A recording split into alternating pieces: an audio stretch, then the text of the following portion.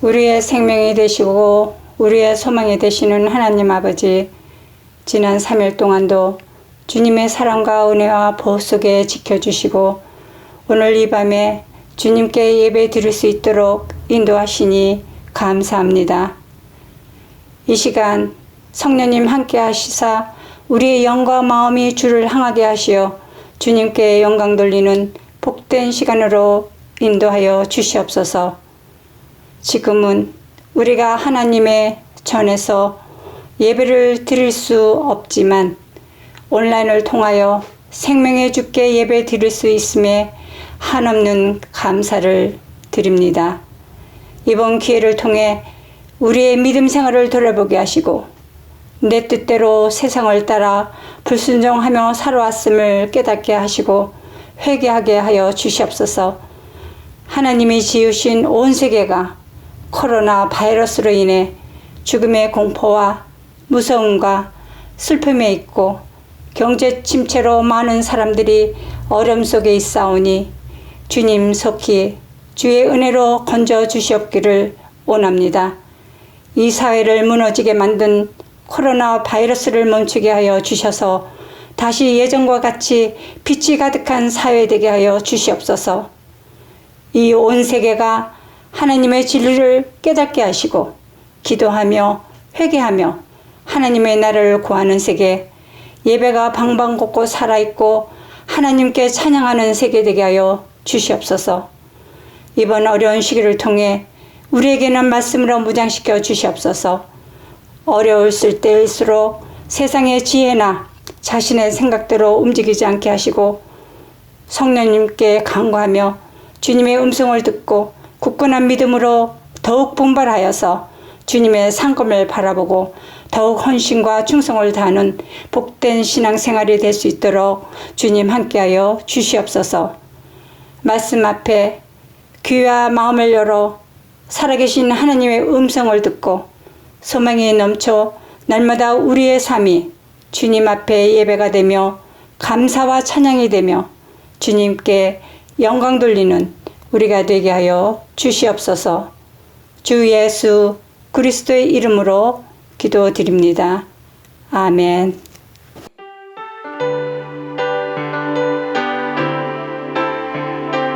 다 같이 두 손 들고 찬양합니다. 모든 영광을 하나님께,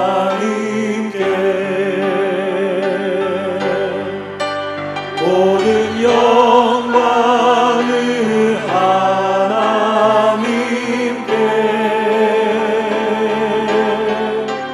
온 마음과 뜻 다해 주 사모합니다. 모든 영광을 하나님께. 아멘.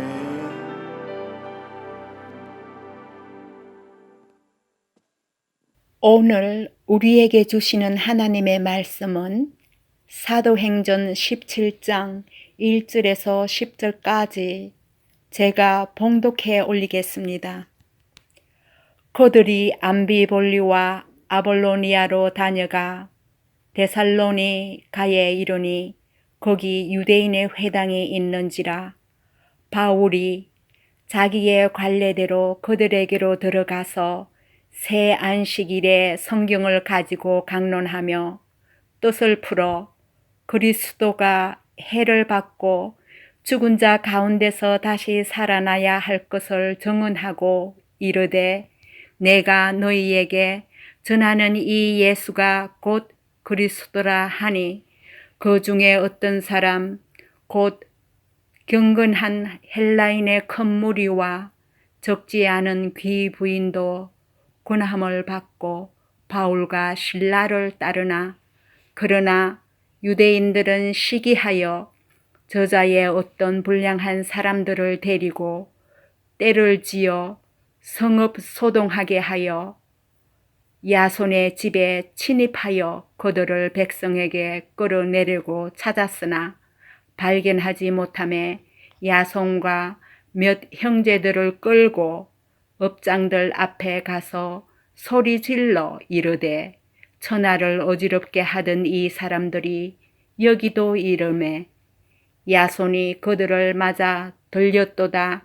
이 사람들이 다 가이사의 명을 거역하여 말하되 다른 임금 곧 예수라 하는 이가 있다 하더이다 하니 무리와 업장들이 이 말을 듣고 소동하여 야손과 그 나머지 사람들에게 보석금을 받고 놓아주니라. 밤에 형제들이 곧 바울과 실라를 베레아로 보내니 그들이 이르러 유대인의 회당에 들어가니라. 아멘. 기도하시겠습니다. 좋으신 하나님 아버지, 이제 주님의 말씀을 함께 나누고자 합니다. 주님, 말씀하옵소서. 저희들 나에게 주시는 말씀으로 받고 또 이 말씀대로 실천하고 순종하고 살아가는 저희들 모두가 되게 하여 주시옵소서. 예수님의 이름으로 기도했습니다. 아멘. 할렐루야. 오늘 이제 사도행전 17장입니다. 사도행전이 28장까지니까 이제 남은 게 11장밖에 안 됩니다. 이제 중간을 넘어서니까 이제 앞부분 사도행전이 가물가물해질 수 있습니다. 우리의 기억력이 그렇게 오래 가지 못합니다. 그래서 복습을 좀 하겠습니다. 사도행전 구조를 다시 좀 복습해 보겠습니다. 그림 한번 보시죠. 이 그림은 사도행전을 세 부분으로 나눈 것이지만 사실은 좀 더 간단하게 둘로 나눌 수 있습니다. 전반부 1장에서 12장까지, 그리고 후반부 13장에서 끝까지. 1장에서 12장까지 핵심 인물은 베드로입니다. 대상은 유대인과 사마리아인이죠. 13장부터 끝까지는 핵심 인물이 바울입니다. 이방인을 향한 바울의 전도 여행을 다루고 있습니다. 현재 보시는 이 그림은 사도행전을 셋으로 나눈 것입니다. 셋으로 나누면 전반부를 다시 둘로 나누면 되죠. 1장에서 7장까지, 그리고 8장에서 12장까지. 그리고 핵심 인물로는 바나바를 한 사람 더 추가할 수 있는 것입니다. 선교지는 처음에 예루살렘에서 출발해 두 번째로 유대와 사마리아, 그리고 마지막에는 땅끝까지 이제 확장되는 거죠. 13장부터 바울의 전도 여행이 나오는데, 그림 보시면 1차 전도가 13장이 있죠. 2차 전도가 16장, 그리고 3차 전도가 19장. 그래서 369 이렇게 외우면 된다고 전에 말씀을 드렸습니다. 21장에서는 바울이 이제 예루살렘에서 체포됩니다. 그리고 22장부터 4번의 재판을 받습니다. 첫 번째 재판이 그 사네드린 공회 앞에서 재판을 받고, 두 번째 재판이 벨릭스 총독 앞에서 사도행전 24장에 나오죠. 세 번째 재판이 베스도 총독 앞에서 사도행전 25장에 나오죠. 그리고 네 번째 재판이 아그리파 왕 앞에서 재판을 받습니다. 사도행전 26장에 나오죠. 그리고 27장부터는 이제 로마로 전도 여행을 떠납니다. 이때는 죄수 신분이었죠. 자, 전체 구조는 이 정도로 살펴보고 오늘 성경으로 좀 돌아오겠습니다. 오늘 성경 사도행전 17장은 바울의 2차 전도 내용입니다. 2차 전도는 안디옥을 출발해서 빌립보 교회를 개척하고 마게도냐 지방을 계속해서 전도하는 내용입니다. 마게도냐는 지금의 유럽 지역이죠. 바울이 마게도냐 전도를 시작한 것은 성령께서 환상 가운데 바울을 불렀기 때문입니다. 사도행전 16장 9절에 나왔죠. 사도행전 16장 9절 잠깐 보시면, 밤에 환상이 바울에게 보이니 마게도냐 사람 하나가 서서 그에게 청하여 가로되 마게도냐로 건너와서 우리를 도우라 하거늘, 이렇게 되어 있습니다. 바울이 이 환상을 보고 마게도냐 선교를 시작했습니다. 마게도냐의 첫 번째 도시가 빌립보였습니다. 바울과 실라는 지난주에 빌립보에서 복음을 전하다가 억울하게 매를 맞고 감옥에 갇혔습니다. 그런데 깊은 밤중에 감옥에서 찬양하고 기도할 때 기적이 일어났죠. 감옥 문이 열리는 기적을 체험했습니다. 그리고 또 하나 기적은 그 간수까지 구원하는 기적이 발생했죠. 이 사건을 지난 수요일에 살펴보면서 우리가 얻은 교훈이 무엇입니까? 인생의 깊은 밤중을 만났을 때 어떻게 그 위기를 극복할 수 있다 했습니까? 찬양하고 기도할 때 위기를 극복할 수 있다 그랬습니다. 이 찬양과 기도는 감옥 문을 여는 능력이 있다고 말씀을 드렸습니다. 인생의 밤중은 절망하는 시간이 아니라 뭐 하는 시간이라고요? 기도하는, 찬양하는 시간이라 그랬습니다. 우리가 지금 코로나의 밤중을 우리가 지금 만났죠? 여러분, 기도와 찬양으로 이 위기를 극복하시기 바랍니다. 그 후에 빌립보 지방의 관리들은 바울이 로마 시민권 가진 것을 확인하고 빌립보에서 떠나줄 것을 요구했습니다. 그래서 바울은 빌립보를 떠나 마게도냐의 수도 데살로니가로 갔습니다. 데살로니가는 큰 도시였습니다. 빌립보가 유럽 전도의 시작 관문이라 한다면 데살로니가는 유럽 전도의 핵심 중심이라고 할 수 있습니다. 바울이 데살로니가에 들어가서 제일 먼저 한 일이 무엇입니까? 오늘 성경 2절을 보시겠습니까? 2절을 보시면 바울이 자기의 관례대로 그들에게로 들어가서 새 안식일에 성경을 가지고 강론하며 이렇게 되어 있습니다. 여기서 자기의 관례대로, 이 말을 잘 보십시오. 이 말을 다르게 표현하면 관례대로, 늘 하던 대로 혹은 습관대로 이렇게 말할 수 있습니다. 바울에게는 늘 하던 습관이 있었습니다. 안식일에는 회당에 들어가 말씀을 전하는 습관이 있었다는 거죠. 여러분에게는 어떤 습관이 있으십니까? 이 습관이 인생을 결정합니다. 스티븐 코비가 쓴 책, 성공하는 사람들의 7가지 습관, 이 책을 보면 성공하는 사람들은 좋은 습관 7가지를 가지고 있다는 거죠. 기억하십니까? 첫 번째가 자신의 삶을 주도하라 입니다. 자신의 삶을 주도하라. 끌려다니지 말고 앞장을 서라는 거죠. 불평하며 끌려다니는 사람은 절대 성공하지 못합니다. 마지못해 끌려다니지 말고, 이게 노예근성이죠. 자진해서 헌신하라는 것입니다. 주인의식을 가지고. 두 번째는 끝을 생각하며 시작하라입니다. 목표를 분명히 하라는 거죠. 비전이 분명해야 한다는 것입니다. 내가 가려고 하는 목적지를 분명히 정해야 한다는 것입니다. 세 번째, 중요한 것을 먼저 하라입니다. 우선순위를 생각하라는 거죠. 시간은 정해져 있습니다. 그러니까 중요한 것을 먼저 하고 나머지는 시간이 되면 하고, 네 번째, 윈윈을 생각하라. 상대방을 죽이고 내가 사는 것이 아니라 상대방도 좋고 나도 좋은 그런 일을 하라는 거죠. 다섯 번째, 먼저 이해하고 다음에 이해시켜라 그랬습니다. 내가 먼저 이해를 해야 다른 사람을 이해시킬 수 있죠. 여섯 번째, 시너지를 내라.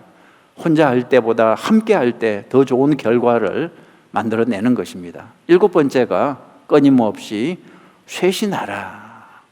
이렇게 7가지 습관이 몸에 배면 성공할 수 있다는 것입니다.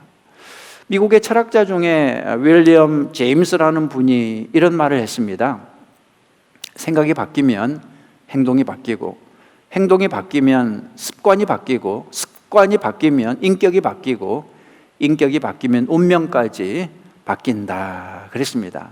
다시 말해서 습관이 인생을 결국은 바꾼다는 것입니다. 좋은 습관이 좋은 인생을 만드는 것입니다. 바울에게는 좋은 습관이 있었습니다. 오늘 성경에 나오지만 안식일에는 늘 하던 대로 습관대로 회당에 가서 말씀을 강론하는 습관이 있었습니다. 예수님도 이런 습관이 있었죠. 누가복음 4장 16절에 보면 안식일에 늘 하시던 대로 회당에 들어가서 성경을 읽으려고 서심해 그랬습니다. 예수님도 안식일에는 회당에 가서 성경을 읽는 습관, 그런 원칙을 가지고 사셨다는 거죠. 우리도 좋은 습관이 있어야 됩니다. 좋은 원칙을 지키며 살아야 됩니다. 아무렇게나 그때그때 기분 내키는 대로 살면 안 됩니다. 어떤 원칙을 정해놓고 그것을 지키며 살아야 됩니다. 여러분, 세계 제일 부자였던 잔 락펠러 기억하십니까? 락펠러는 10가지 원칙을 가지고 살았었죠. 첫째가 하나님을 친아버지 이상으로 섬겨라 그랬습니다. 하나님을 추상적으로 믿지 말고 친아버지, 옆에 계신 친아버지 이상으로 하나님을 섬겨라. 두 번째가 목회자를 하나님 다음으로 섬겨라. 세 번째, 주일 예배는 본교회에서 드려라. 네 번째, 오른쪽 주머니는 항상 11조 주머니로 하라. 다섯 번째, 아무도 원수로 만들지 말라. 여섯 번째, 아침에 목표를 세우고 기도하라. 일곱 번째, 잠자리에 들기 전 하루를 반성하고 기도하라. 여덟 번째, 아침에는 꼭 하나님의 말씀을 읽어라. 아홉 번째, 남을 도울 수 있으면 힘껏 도우라. 열 번째, 예배 시간에 항상 앞에 앉아라 그랬습니다. 락펠러는 이 10가지 원칙을 평생 지키며 살았습니다. 그 결과 세계 제일 부자가 될 수 있었고, 또 그 부를 이용해서 수많은 교회와 학교를 세웠죠. 또 누가 있습니까? 우리 감리교를 시작한 잔 웨슬리 목사님도 평생 어떤 원칙을 지키며 살았습니다. 웨슬리 목사님이 평생 지킨 원칙 3가지가 있죠. 첫 번째가 do no harm, 해를 끼치지 말라. 두 번째가 do good, 선을 행하라. 세 번째가 stay in love with God, 하나님의 사랑 안에 거하라. 여러분, 오늘이 벌써 5월 중순을 넘어섰는데요, 우리가 어영부영하면 2020년도 후딱 지나갈 것입니다. 여러분, 원칙을 세우시기 바랍니다. 그리고 그 원칙을 평생 지켜나가는 여러분 되시기 바랍니다. 여러분, 지난 주일에 말씀드린 GWFW, GWLW 그 원칙 기억하십니까? 무슨 뜻이라 그랬습니까? 하나님의 말씀을 하루에 첫 번째 말씀으로, 그리고 하나님의 말씀을 하루에 마지막 말씀으로 한다는 원칙이었습니다. 눈 뜨자마자 하나님의 말씀을 읽고, 또 잠들기 전에 하나님의 말씀을 읽고 한 절이라도 이 원칙만 실천해도 하나님의 인도하심을 받는 성공적인 인생이 될 것입니다. 꼭 실천해 보시기 바랍니다. 자, 다시 오늘 성경 본문으로 돌아가겠습니다. 자, 바울은 데살로니가에서 새 안식일 동안 성경을 가르쳤습니다. 새 안식일이면 며칠인가요? 안식일이 3번, 3주죠. 21일이 있죠. 21일 동안 바울이 전한 말씀의 내용은 예수님의 십자가 죽으심과 부활이었습니다. 3절에 그렇게 나와요. 3절을 한번 보시면, 뜻을 풀어 그리스도가 해를 받고 죽은 자 가운데서 다시 살아야 할 것을 증명하고 이르되 내가 너희에게 전하는 이 예수가 곧 그리스도라 하니 그랬습니다. 바울은 새 안식 21일 동안 열심히 예수 그리스도를 전도했다는 거죠. 우리가 전도할 때 무엇을 전해야 하는지 오늘 성경이 잘 가르쳐 주고 있습니다. 바울처럼 하면 됩니다. 무엇입니까? 예수 그리스도를 전하는 것입니다. 예수님이 우리 죄를 짊어지고 십자가에 못 박혀 죽으시고 또 죽으신 지 사흘 만에 부활해서 우리의 구원자가 되셨다는 그 사실을 전하는 거죠. 21일 동안 바울이 열심히 성경을 가르친 결과 어떻게 됐습니까? 자, 4절을 한번 보시죠. 4절, 그 중에 어떤 사람 곧 경건한 헬라인의 큰 무리와 적지 않은 귀부인도 권함을 받고 바울과 실라를 따르나. 단지 새 안식일 21일 동안 성경 말씀을 공부했습니다. 날수로 하면 21일인데, 그러자 많은 사람들이, 그것도 경건한 헬라인들과 귀부인들까지 예수님을 믿게 됐다는 거죠. 여러분, 하나님의 말씀은 이렇게 능력이 있습니다. 데살로니가의 그 불신자들을 변화시켜 믿게 하는 능력이 있습니다. 여러분, 5월은 가정의 달인데요, 특별히 이 자녀 교육에 대해서 많이 생각을 하실 텐데, 부모의 말은 별로 그렇게 능력이 없습니다. 자녀들이 부모의 말 때문에 변하지 않습니다. 하나님의 말씀이 능력이 있죠. 하나님의 말씀으로 자녀를 양육하시기 바랍니다. 히브리서 4장 12절 보면 이렇게 되어 있죠. 하나님의 말씀은 살았고 운동력이 있어 좌우의 날선은 어떤 검보다도 예리하여 혼과 영과 및 관절과 골수를 찔러 쪼개기까지 하며 또 마음의 생각과 뜻을 감찰하나니 그랬습니다. 디모데후서 3장 16절도 잘 아시죠? 모든 성경은 하나님의 감동으로 된 것으로 교훈과 책망과 바르게 함과 의로 교육하기에 유익하니 이는 하나님의 사람으로 온전케 하며 모든 선한 일을 행하기에 온전케 하려 함이니라 그랬습니다. 여러분, 하나님의 말씀의 능력을 믿으시고 말씀을 가까이 하시기 바랍니다. 말씀으로 양육하시기 바랍니다. 자, 그런데 여러분, 호사다마라고 좋은 일이 있으면 또 나쁜 일도 있기 마련이죠. 교회가 부흥하면 마귀 사탄이 배가 아파서 꼭 시비를 걸죠.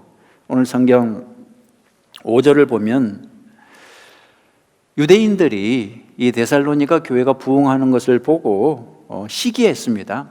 그래서 불량배들을 동원해서 떼를 지어 몰려왔습니다. 야손이라는 사람의 집에 바울이 머물고 있었는데 바울이 자리를 피했기 때문에 찾지를 못하자 대신 야손을 끌고 가서 고소했습니다. 뭐라고 고소를 했습니까? 6절을 한번 보시겠습니까? 6절 보시면 바울을 발견하지 못하며 야손과 몇 형제들을 끌고 업장들 앞에 가서 소리 질러 이르되 이렇게 고발합니다. 천하를 어지럽게 하던 이 사람들이 여기도 이름에 이렇게 되어 있습니다. 천하를 어지럽게 하던 이 사람들도 여기에 이름에. 그 다음에 7절을 보시면 야손이 그들을 맞아들였도다.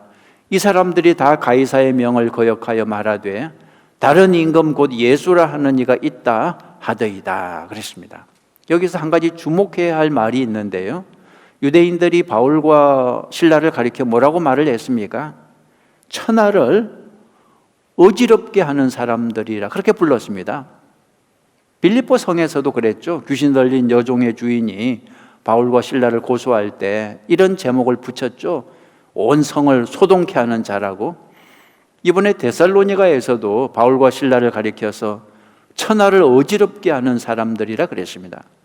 천하를 어지럽게 하는 사람이란 말은 온 천하 세상을 뒤집어 놓는 사람이다. 혹은 세상을 바꿔놓는 사람이다. 그런 뜻이죠. 이 말은 바울과 실라에게만 했던 말이 아니라 사실 초대 그리스도인들 모두에게 했던 말인데 분명 그때 그 당시 칭찬은 아니었습니다. 공격하는 말이고 비방하는 말이었습니다. 그런데 어떤 면에서 이 말은 교회가 세상으로부터 받을 수 있는 최고의 칭찬이라고 할 수 있습니다. 교회는 정말 세상을 뒤집어 놓는 역할을 해야 하기 때문이죠. 세상에 아무런 영향을 주지 못하는 교회라면 오히려 죽은 교회가 되는 것입니다. 교회 다니는 사람들이 언제부터 세상을 뒤집어 놓는 사람들이다 이런 말을 들었냐 하면 바로 오순절에 마가 다락방에서 기도하다가 성령 받은 후 그때부터 변했습니다. 성령에 사로잡히니까 그냥 세상을 뒤집어 놓더라 이거죠. 세상에는 세상의 방식이 있습니다. 죄와 사망의 방식이죠. 하나님 나라에는 하나님의 방식이 있습니다. 믿음과 생명의 방식이죠. 성령 받은 사람들은 하나님의 방식으로 세상의 방식을 뒤집어 놓는 거죠. 바울과 실라는 성령 충만했기 때문에 가는 곳마다 세상을 뒤집어 놨습니다. 빌립보에서 뒤집어 놓고 데살로니카에서 뒤집어 놓고 데살로니카에서 박해가 심했기 때문에 바울과 실라는 이제 다른 곳으로 갑니다. 이번에는 80km 정도 떨어진 도시 베레아로 갔습니다. 베레아는 데살로니가에 비해서 작은 도시였습니다. 베레아 사람들은 빌립보 사람이나 데살로니가 사람들하고 좀 달랐어요. 11절을 한번 보시겠습니까?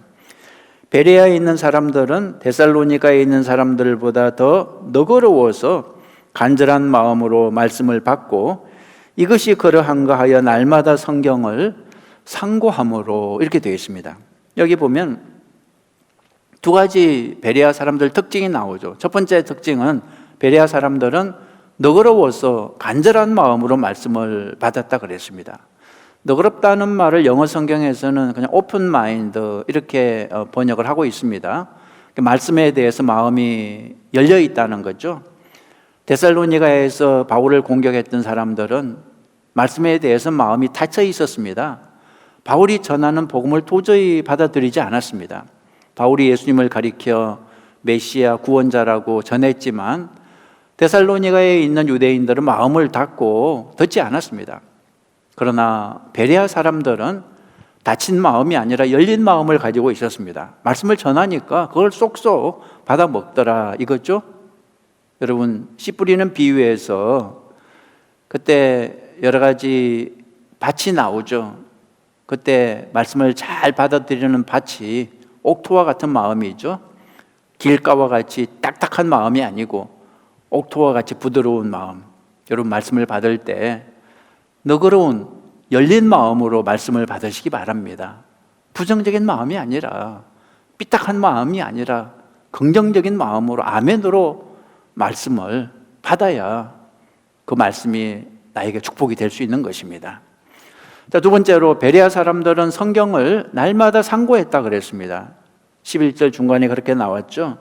이것이 그러한가 하여 날마다 성경을 상고함으로 그랬죠. 상고가 무엇입니까? 깊이 묵상하는 것입니다.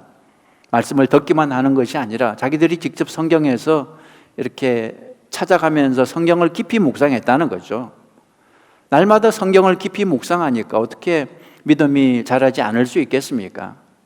여러분, 오늘 말씀을 들을 때 또는 주일날 말씀을 들을 때 새벽에 말씀을 들을 때 그냥 귀로 듣고 넘어가는 것이 아니라 말씀을 읽고 묵상하고 실천할 때 그 말씀이 내 것이 되고 믿음이 깊어지는 거죠. 여러분, 성경을 상고하지 않으면 믿음이 얕아서 믿음이 성장하지 않습니다. 마치 귀 얇은 사람이 이 말 듣고 이리 쏠리고 저 말 듣고 저리 쏠리고 하는 것처럼 성경을 상고하지 않으면, 깊이 묵상하지 않으면 믿음이 깊이 자리 잡지 못하는 거죠. 그런데 여러분, 이렇게 말씀의 역사가 일어나면 반드시 나타나는 현상이 있습니다. 아까 마게도냐에서 나타났던 사탄의 방해 공작이 또 나타납니다. 사탄은 하여튼 우리가 말씀에 집중하는 걸 싫어해요. 믿음이 성장하는 것을 싫어합니다. 꼭 방해합니다. 그래서 13절 보시면 데살로니가에 있는 유대인들은 바울이 하나님의 말씀을 베레아에서도 전하는 줄을 알고 거기도 가서 무리를 움직여 소동하게 하거늘 그랬습니다. 참 지독한 사람들이죠. 데살로니가에서 그 난리를 피더니 이번에는 베레아까지 쫓아왔다는 거죠. 데살로니가에서 베레아는 거리가 약 50마일 정도 됩니다. 근데 여기까지 그 폭력배를 동원해서 찾아온 거죠. 참 지독한 사람들인데 악착같이 복음 전파를 방해하고 있습니다. 근데 이 사람들이 뭐 지독한 것이 아니라 그 사람들을 조종하는 마귀 사탄이 지독한 거죠. 사탄은 복음 전파를 제일 싫어합니다. 사람들이 예수 믿고 구원받는 것을 제일 싫어하죠. 그래서 수단 방법을 다 동원해서 회방을 놓는 것입니다. 여러분이 열심히 믿어보려고 할 때 악한 사탄이 꼭 방해하는 것을 이상히 여기지 마십시오. 당연하게 생각하라고 예수님도 말씀하셨어요. 베드로전서 4장 12절 보면 사랑하는 자들아 너희를 시련하려고 오는 불시험을 이상한 일 당하는 것 같이 이상히 여기지 말고 그랬습니다. 마귀가 살아있는데 마귀가 계속해서 방해를 하죠. 요한일서 3장 13절 형제들아 세상에 너희를 미워하거든 이상히 여기지 말라 그랬습니다. 핍박이 있었지만 바울은 복음 전파를 포기하지 않았습니다. 베레아까지 쫓아와서 바울을 공격하는 사람들을 피해서 바울은 새로운 전도지로 떠났습니다. 자, 그곳이 바로 어디입니까? 아덴입니다. 아덴은 그리스의 수도 지금 아테네를 뜻하죠. 이곳에서 올림픽이 시작됐고 이곳에서 철학이 시작됐고 문학과 미술이 시작되었습니다. 바울이 전도하기 전에 약 400년 전에 이미 그 유명한 소크라테스가 여기서 탄생했죠. 활동했죠. 뭐 소크라테스, 플라톤, 아리스토텔레스 같은 철학자들이 바로 이곳 아데네에서 활동했습니다. 오늘 성경에 보면 바울이 에피쿠레오와 스토이고 철학자들과 쟁론했다 이렇게 나오는데 요즘 말로 하면 에피쿠로스 학파와 스토아 학파를 말하는 것입니다. 그리고 이곳은 민주주의의 본산지죠. 민주주의 제도가 이 아테네에서 자라난 거죠. 그 당시 벌써 웅장한 음악당이 있었고 아주 거대한 운동 경기장도 있었습니다. 그 당시 아테네 운동 경기장 좌석이 6만 명을 수용했다고 그럽니다. 여러분 LA의 다저스 야구장 좌석이 아주 큰 걸로 유명한데요. 5만 7천 개 좌석입니다. 그런데 2000년 전에 아테네는 이미 6만 명 좌석 경기장이 있었다는 거죠. 그러니 이 도시가 어떤 곳인지 우리가 능히 짐작할 수 있는 것입니다. 한마디로 아주 잘난 도시였습니다. 인간의 최고 지성이 몰려있는 도시였습니다. 이런 도시에 바울이 전도를 위해 방문을 했는데 바울이 처음 이 도시에 들어서면서 어떤 느낌이 들었을까요? 바울은 도시의 웅장함 때문에 감동하지 않았습니다. 이 도시의 지성이 높아서 기죽지 않았습니다. 바울은 이 도시에 가득한 우상들 때문에 분노를 했습니다. 여러분 16절을 보시면 이런 구절이 있어요. 16절 보시면 그 성에 우상이 가득한 것을 보고 마음에 격분했다는 거죠. 기록에 의하면 그 당시 아테네는 어디에나 신전이 있었고 신상들이 있었는데요. 아테네 공공장소에 세워놓은 신상의 수만 해도 3만 개 정도가 됐다고 그래요. 그 당시 세워진 파르테논 신전은 지금도 남아있죠. 이 도시의 이름이 아테네인데 이 이름 자체가 여신의 이름입니다.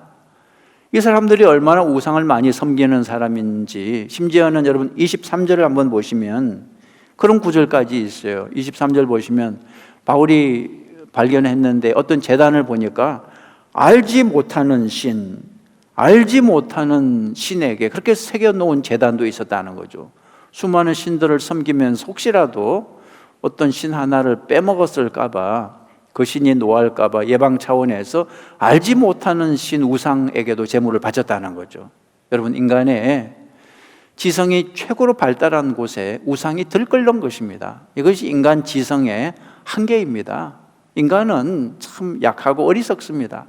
똑똑한 척해도 뭔가에 의지해야 살 수 있는 존재입니다. 여러분 한국에 점집이 그렇게 번성을 하고 있잖아요. 미국에도 점치는 사업이 번성을 합니다. 뭐 별점 치고 뭐 또 카드점 치고 인간은 자기 혼자 힘으로 살 수 없는 존재입니다. 어디엔가 의지를 해야 살 수 있죠.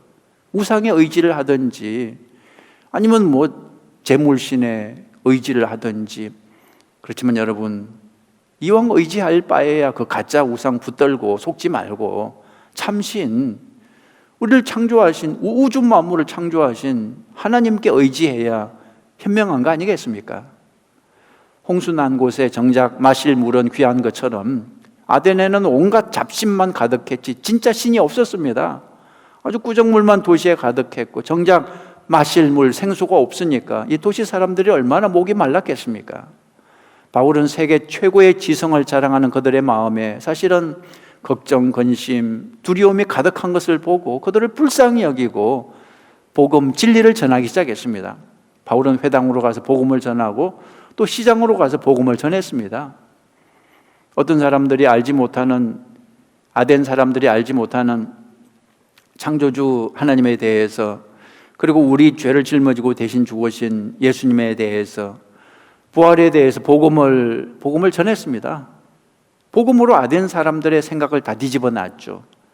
그 결과 드디어 아덴에도 믿는 사람들이 생겨났습니다. 32절 보시겠습니까? 32절 보시면 그들이 죽은 자의 부활을 듣고 어떤 사람은 조롱도 하고 어떤 사람은 이 일에 대하여 내 말을 다시 듣겠다 하니 이에 바울이 그들 가운데서 떠나며 몇 사람이 그를 가까이하여 믿으니 그런 구절이 있습니다. 그 중에는 아리오바고 관리 디온누시오와 다말이라 하는 여자와 또 다른 사람들도 있었더라 그랬습니다. 말씀을 마치겠습니다. 소아시아에서 빌립보로, 빌립보에서 데살로니가로, 데살로니가에서 베레아로, 베레아에서 아덴으로 이 바울의 전도 여행은 끝이 없었습니다. 정말 천국 가는 그날까지 바울은 계속해서 복음을 전했습니다. 여러분, 우리가 할 일도 무엇입니까? 바울의 뒤를 따르는 것입니다. 우리도 전도자로 부름을 받았습니다. 예수 그리스도 복음을 전하는 것이 우리의 사명이죠. 복음으로 세상을 뒤집어 놓는 것입니다. 죄와 사망의 법이 지배하는 이 세상을 뒤집어서 믿음과 생명의 법이 지배하는 하나님의 나라로 변화시키는 것이 우리의 사명이죠. 여러분, 적어도 이 호놀룰루 지역은 우리가 책임져야 하지 않겠습니까? 지금 이 시대는 먹을 것이 없어 기근이 아니라 하나님의 말씀이 없어서 기근입니다. 온갖 우상을 다 섬기는 이 세상인데 참 하나님을 알지 못해서 많은 사람들이 목이 말라 고통을 당하고 있습니다. 여러분, 사도 바울처럼 열심히 복음을 전하는 저와 여러분 되시기 바랍니다. 특히 요즘은 여러분 전도하기에 너무나 좋은 때입니다. 이 코로나 사태로 하나님을 찾는 사람들이 늘어나고 있습니다. 내 힘으로 안 되니까, 과학의 힘으로 안 되니까, 미국의 힘으로 안 되니까 하나님을 찾고 있습니다. 여러분, 이 기회에 한 영혼을 하나님께 인도하는 여러분 되시기 바랍니다. 여러분, 카톡으로 설교 말씀 받으시죠? 또 3분 메시지도 받으시죠? 그 말씀 나만 보고 끝나지 말고 아직도 복음을 알지 못하고 목이 말라 죽어가는 여러분 주변 이웃들에게 그 복음을 전해서 한 영혼을 구원하는 이번 기회가 되시기를 주님의 이름으로 축원합니다. 기도하시겠습니다. 좋으신 하나님 아버지, 우리가 사도 바울을 보면서 다시 한번 깨닫습니다. 하나님이 우리에게 주신 사명이 무엇인지 땅끝까지 복음을 전하라고 사명을 주셨는데 사도 바울은 그 사명을 감당하기 위해서 땅끝까지 다니면서 데살로니가로, 빌립보로, 아덴으로 곳곳에 복음을 전했는데 하나님, 저희들도 이 호놀루에 살면서 이 하와이를 책임지는 우리 아야 교회가 되게 하여 주시옵소서.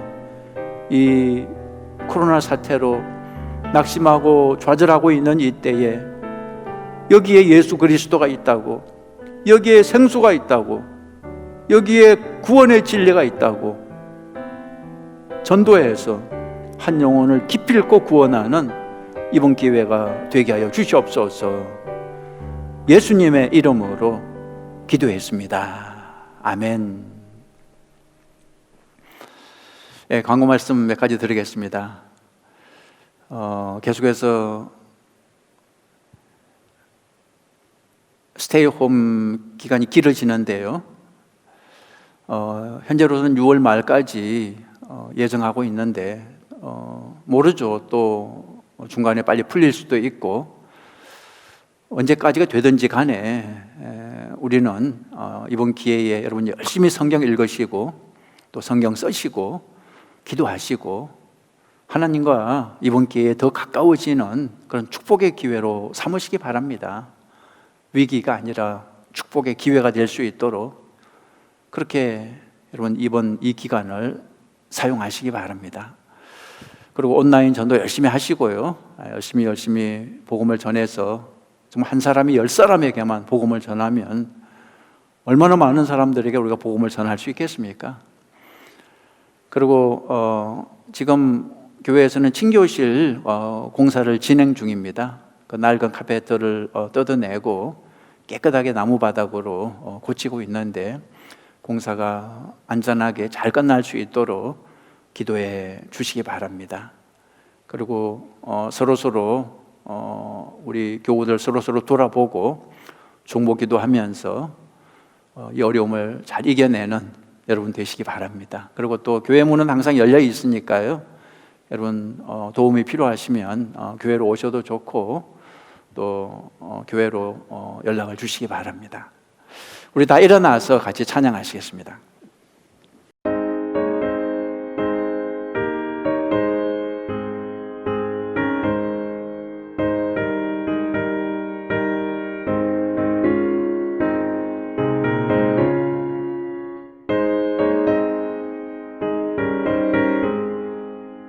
푸른바다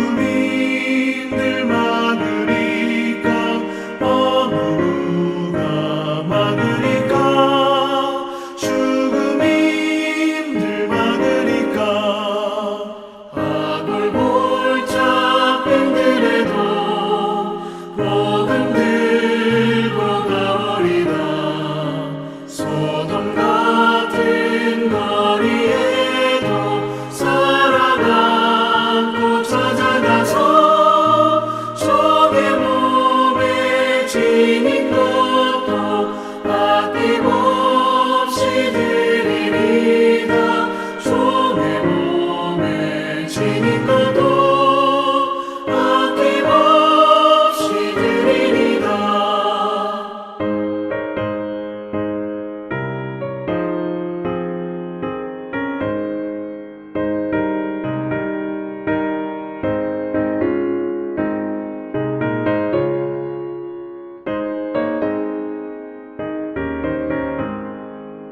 존귀 영광 모든 권세 주님 홀로 받으소서.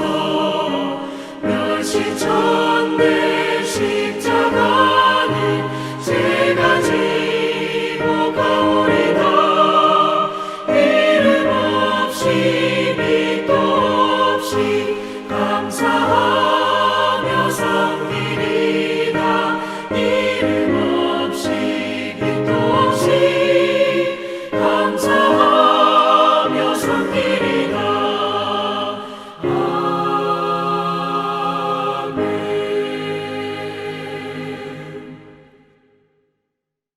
기도하시겠습니다. 주신 하나님 아버지, 이제 말씀을 받고 세상으로 돌아갑니다. 하나님, 하나님의 말씀은 세상을 흔들어 놓는다고 하셨사오니 이 말씀을 통해서 지금도 하나님을 알지 못하고 세상의 방식으로 살아가는 그 사람들을 새롭게 흔들어 놓고 뒤집어 놓는 저희들 되게 하여 주시옵소서. 우리가 가는 곳마다 주님의 말씀을 들고 가서 구원의 역사가 일어나게 하여 주시옵소서. 이번 코로나 사태가 재앙이 아니라 저주가 아니라 전도의 기회가 되고 구원의 기회가, 축복의 기회가 되게 하여 주시옵소서. 이제는 우리를 구원하시기 위해서 우리를 찾아오시고 우리 대신 십자가를 지고 죽으시고 부활하신 예수 그리스도의 은혜와 아버지 하나님의 무한하신 사랑과 성령님의 도우심이 오늘 말씀을 받고 이 말씀대로 살아가기로 결단하는 저희들 모두 위에 지금부터 영원까지 함께 하시기를 간절히 축원하옵나이다. 아멘.